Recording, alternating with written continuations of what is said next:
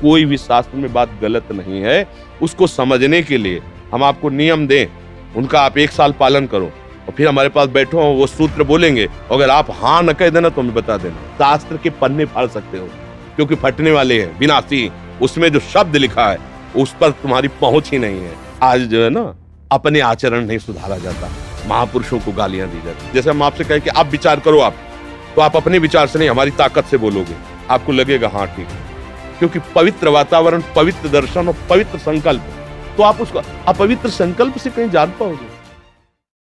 आजकल क्या हो रहा है कि हम लोगों को थोड़ा कड़वी बात लगेगी, आंतरिक भजन है नहीं, आंतरिक हमारी अध्यात्म में गति नहीं है, और शास्त्र पढ़ के बाह्य बुद्धि से उसका अर्थ बोल रहे हैं, तो कैसे समझ में आएगा? ये दिव्य भाषा है, ये तो उनकी समझ में आती है जो समाधि भाव को प्राप्त है। हर समय भगवतानंद में एक एक शब्द स्पष्ट दिखाई देता है। अब बेमतलब लिए घूम रहे लड़ाई झगड़ा, अरे तुलसीदास जी ने ये लिख दिया, उन्होंने वो लिख दिया। आप पहले थोड़ी देर बैठकर भजन तो करो ना, फिर तुम्हें समझ में आएगा। हमने सुना था कि जिस समय ये रामायण का रोल करवाया जा रहा था तो रामानंद सागर ने सबको निषेध किया था, कोई भी शास्त्र विरुद्ध आचरण नहीं करेगा, कोई भी गंदा भोजन नहीं करेगा, कोई भी ये सब। और उन्होंने स्वयं बताया था, वो जो राम बने थे, कि हमको ये शिक्षा दी गई थी कि आप एक रोल करने के लिए इतना संभाला गया उनको, सालों से उनको बिल्कुल सब विषयों से दूर करके एक साधना कराई गई, तब सब बैठ के हाथ जोड़ के देखते थे रामायण। और जिन्होंने देखा चिदानंद और वो लिख रहे हैं, उनकी बात तुम काटने के लिए अधिकारी कब बन सकते हो?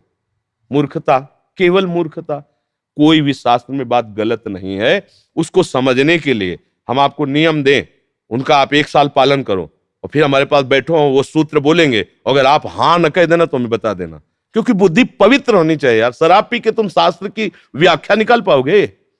व्यभिचार कर, मान लो बड़े पदों में हो, तो इससे तुम उस जगह पद हो जहां प्राकृतिक राज्य है और ये भागवतिक राज्य है। अध्यात्म राज्य के विषय को तुम प्राकृतिक राज्य के राजा होकर नहीं समझ सकते। उसके लिए प्राकृतिक राज्य का अभिमान छोड़ना होगा। और दैन्य देखो, जितने भी भगवत भक्ति उनके चरित्रों को पढ़ के देखो, आज सब क्या है, बोले हम शास्त्र अरे जब तुम बच्चे हो, अभी जानते ही नहीं हो, बच्चे क्या फाड़ नहीं सकते, तो बच्चे ही हो, हमारी दृष्टि में तुम क्या हो? मतलब हमें गाली दो, मारो दो, तो क्या हमारा बिगड़ जाएगा? इस शरीर तक ही तुम्हारी पहुंच, हमारी तक तुम्हारी कभी जीवन में पहुंच नहीं हो सकती। इसको काट सकते हो, इसको मार सकते हो, ये मरने लायक है इसलिए मरेगा, तुम मेरे को छू नहीं सकते, तुम्हारे में सामर्थ्य नहीं। ऐसे ही शास्त्र के पन्ने फाड़ सकते हो क्योंकि फटने वाले हैं, विनाशी। उसमें जो शब्द लिखा है उस पर तुम्हारी पहुंच ही नहीं है। इसीलिए सारे लड़ाई झगड़े सब। आज जो है ना, अपने आचरण नहीं सुधारा जाता, महापुरुषों को गालियां दी जाती है।